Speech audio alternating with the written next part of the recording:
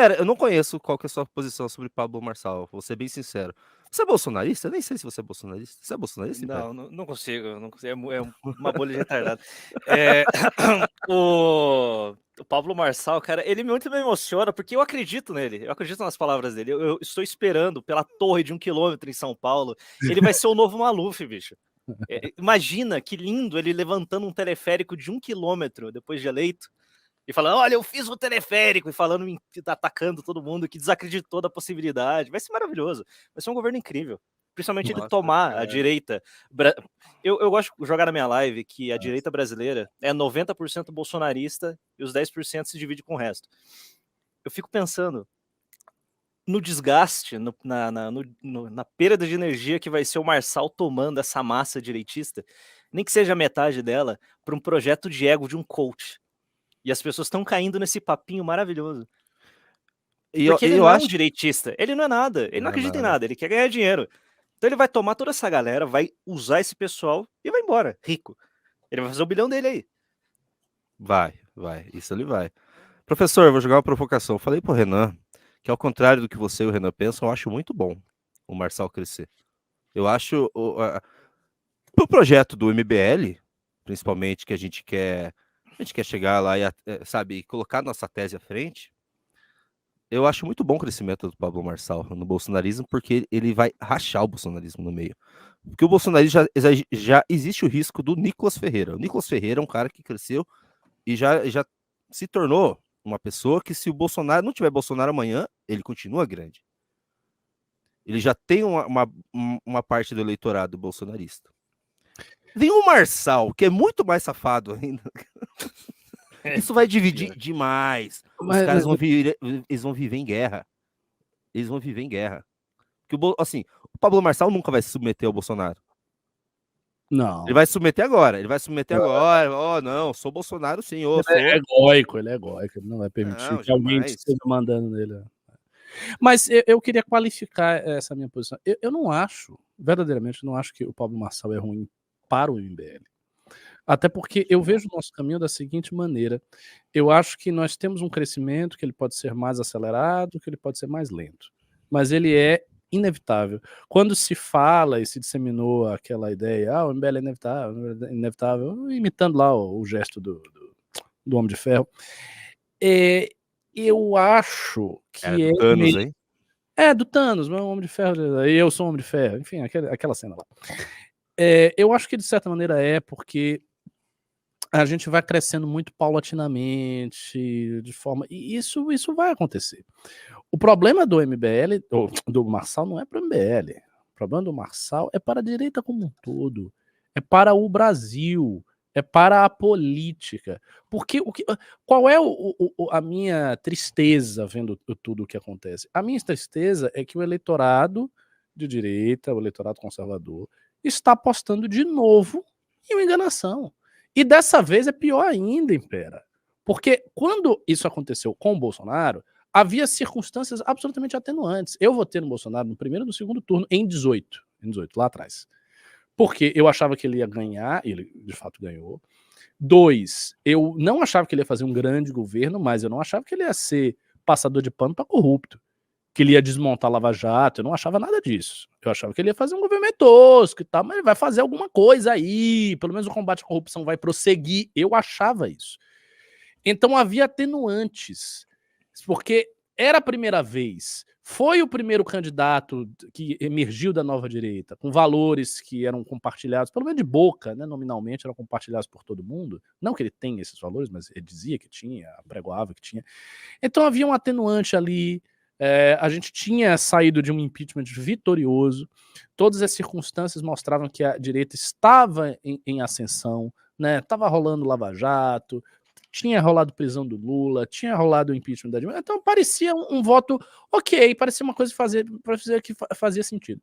Ora, viu-se 4 anos de governo Bolsonaro, um governo ruim. O Bolsonaro foi para reeleição, perdeu, o PT voltou, foi uma tragédia que todo mundo viu, os caras fizeram a manifestação de 8 de janeiro, foram presos, a gente recebeu 17, 15 anos de prisão na mão desse... Eu vou falar aqui o termo, desse cara que é arbitrado, desse crápula, desse careca. Eu não gosto também de Alexandre Moraes. Então, se alguém diz, vocês não... Alexandre de Moraes. Eu não gosto de Alexandre Moraes, eu não gosto. Eu acho que ele passou muito da medida, principalmente para mim, a coisa mais grave que foi a dose das penas que se aplicaram nas pessoas que fizeram lá o ato de vandalismo. Eu vejo gente com, pegar 15 anos de prisão, 17 anos de prisão, 18 anos. O que é isso? Isso aí é pena de homicida? Que negócio é esse? Porque as pessoas quebraram o negócio lá.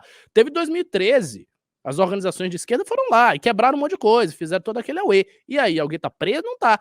Então, assim, vamos lá. Agora, você viu tudo isso. As pessoas viram tudo isso. O eleitor viu tudo isso. Aí, o que o eleitor faz?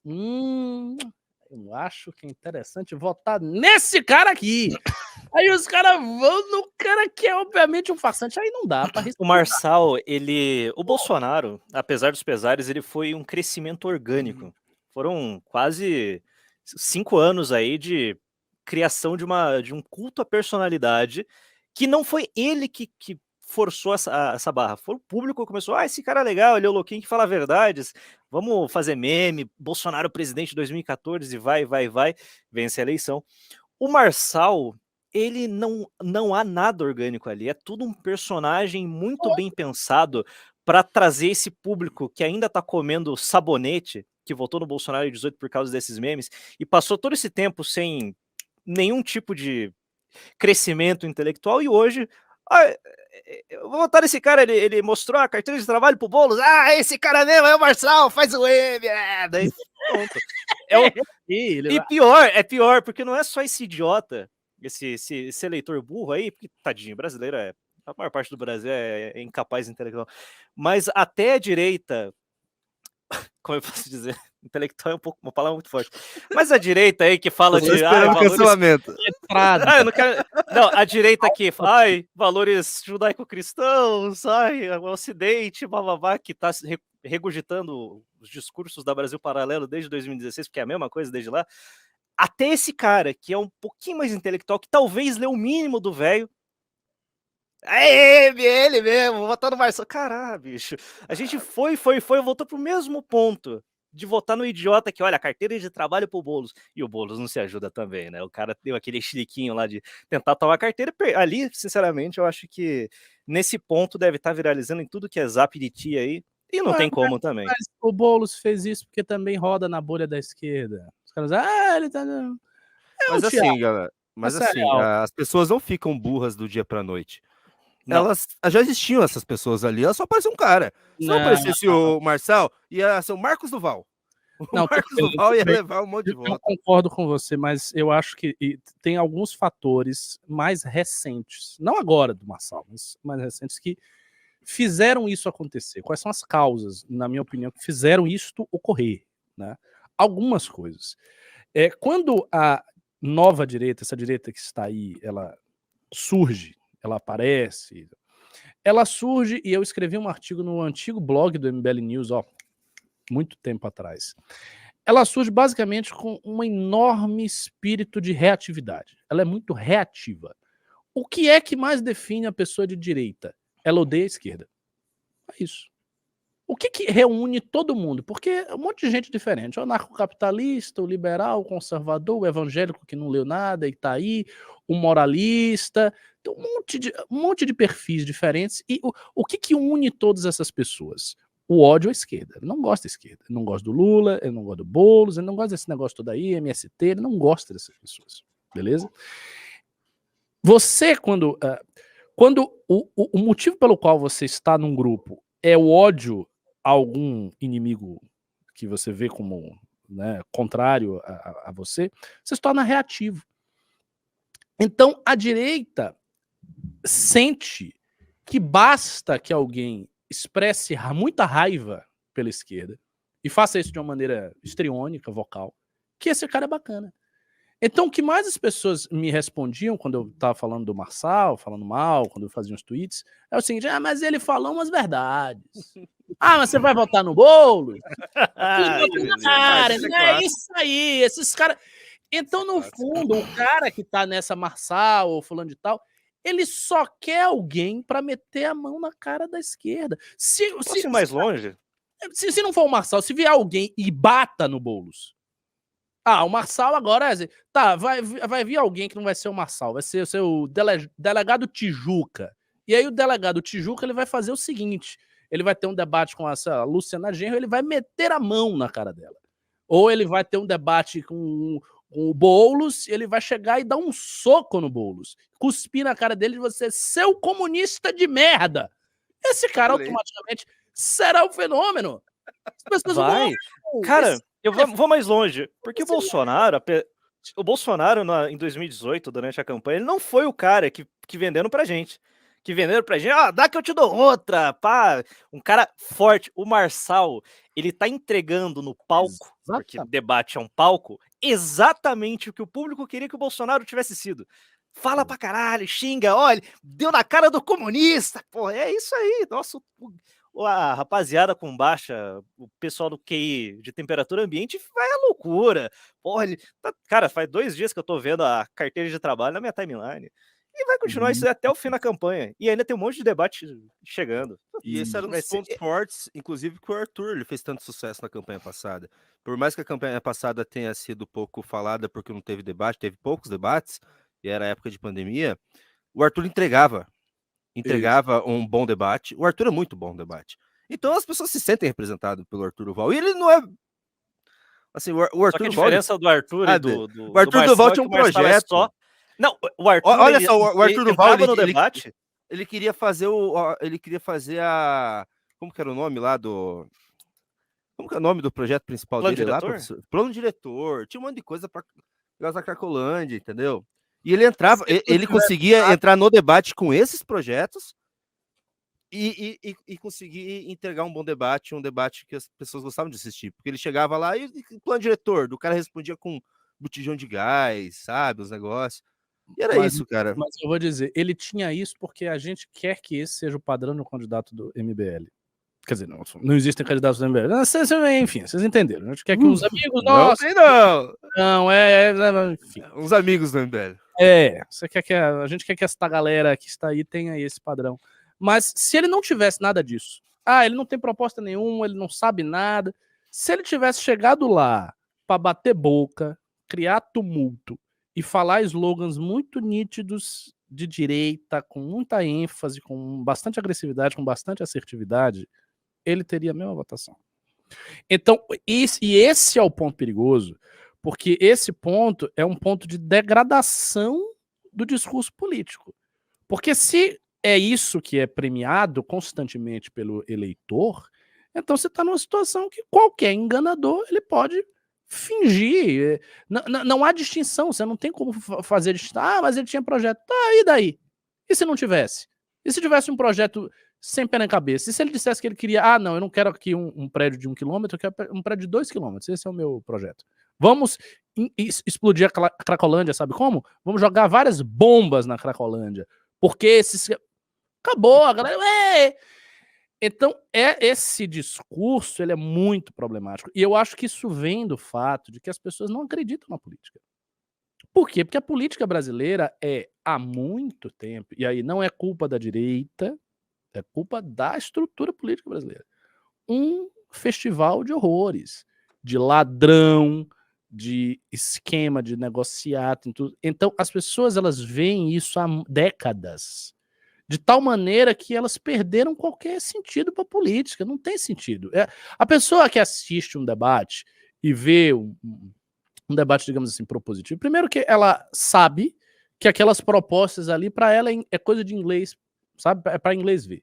Então, porque a Tabata tem propostas. A pessoa olha assim, tá, e daí? Mais uma enganação, tá falando que vai melhorar minha saúde tá merda aqui há 30 anos, ela tá dizendo que vai ser boa, não vai. Então a pessoa não tá nem aí pra isso, essa é real, ela já tá niilista, ela tá no modo niilista, taca-lhe o foda, aí tem um cara que chega e mete o dedo no esquerdista que ele não gosta, pronto, ele ama esse cara. E é assim. É o niilismo de torcida organizada. Ele não acredita em nada, mas ele gosta do show. Só que, pô, o Marçal, se ele vencer, e, vamos ser honestos, tá a passos largos para ganhar essa prefeitura, ele pode abrir um precedente muito escroto, porque, bom, ele é só um ególatra que quer ganhar dinheiro, ponto, ele não tem projeto nenhum ali, ele vai ser um problema de curto e médio prazo, não acredito que ele vai, Não vai fazer nada. ele vai parasitar a política brasileira pelos seus 30 anos. Porém, entretanto, a esquerda pode aprender com o Marçal que, bom, se você gritar bastante, mas não chegar no ponto de ser um militante do PCO, se você gritar, mas você pega o público brasileiro médio, você consegue entrar lá e passar toda a sua agenda sem problema nenhum, porque, bom, o brasileiro não se importa com pós-eleição, ele se importa com a eleição e depois...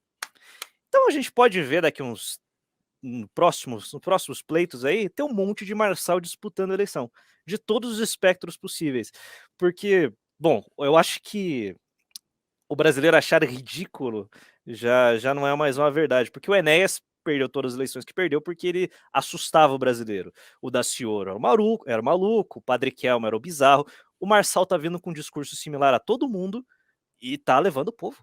Caralho, como assim? Eu acho que na esquerda é mais difícil ter isso, porque a esquerda é mais... não é tão escrota quanto a direita, porque a esquerda tá aí há muito tempo. A esquerda, mas nem todo mundo que vota no Lula é esquerdista, bicho. Então é isso que eu tô falando. Ele vai pegar o público mas não se cria muito lá. O Janones era esse cara. O Janones foi cuspido. Eles precisam... A imagem para a esquerda também importa. Olha os jornalistas que apoiaram o Lula enojadinhos com a posição do Lula com a Venezuela. Eu faço duas ressalvas. Eu acho que isso não acontece também, o primeiro ponto, porque as pautas que caracterizam alguém de esquerda e caracterizam a esquerda são pautas impopulares. Isso é um fato.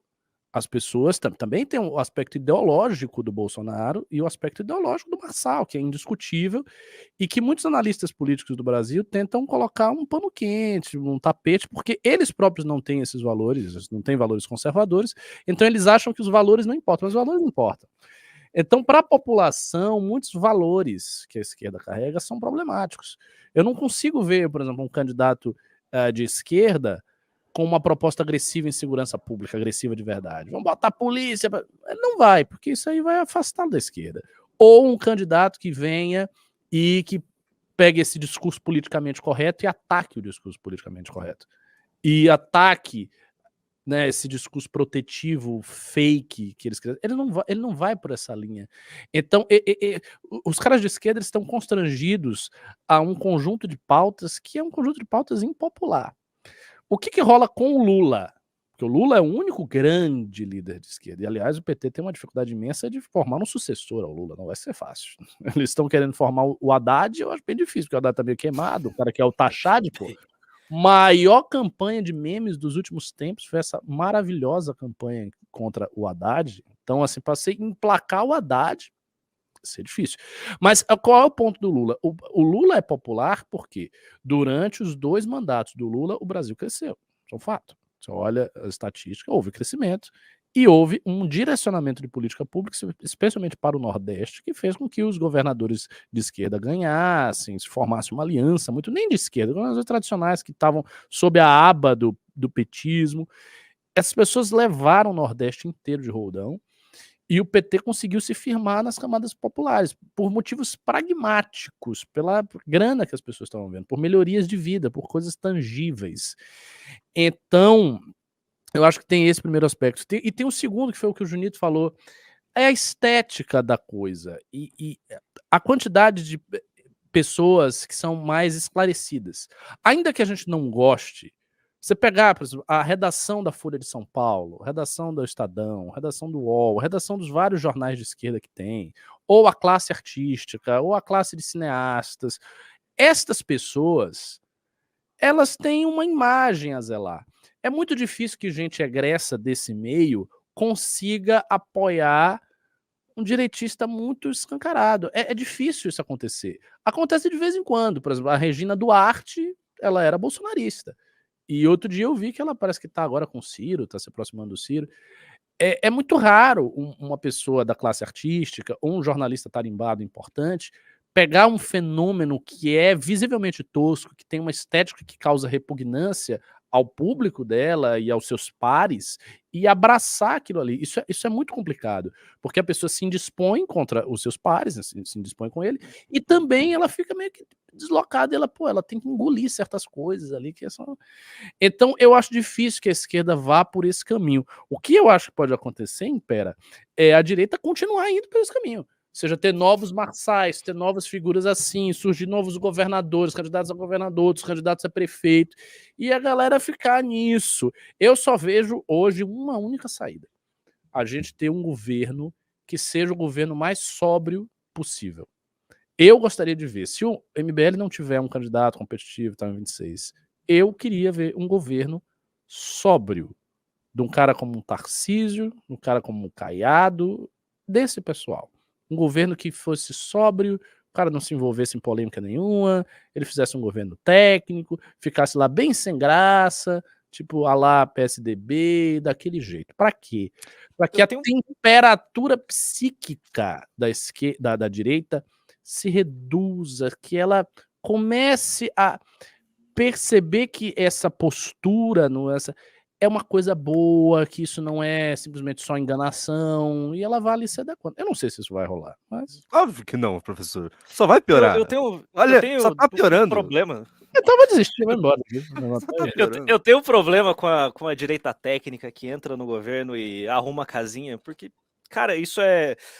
na minha visão, eu acho que vamos lá, desescalar a loucura da direita e colocar um governante ali, um direitista de centro genérico para arrumar a casinha, é abrir espaço para entrar à esquerda de novo, que nem PT, e torrar, destruir o Estado brasileiro, a gente repetir o ciclo. O problema é sempre esse, o histórico, eu gosto de ver o histórico europeu.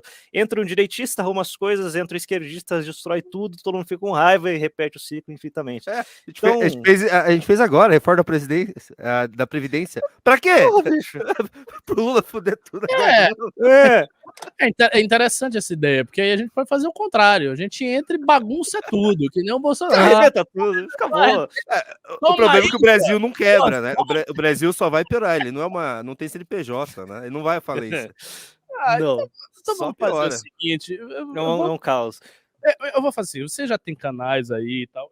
Eu abro o meu, eu fico falando de alguma coisa interessante, a gente ganha um dinheiro aí e a gente vai embora, né? Vamos embora. Vamos fazer aqui um pacto. Vamos para outro país, vamos desistir. Essa época do ano da Suíça é linda.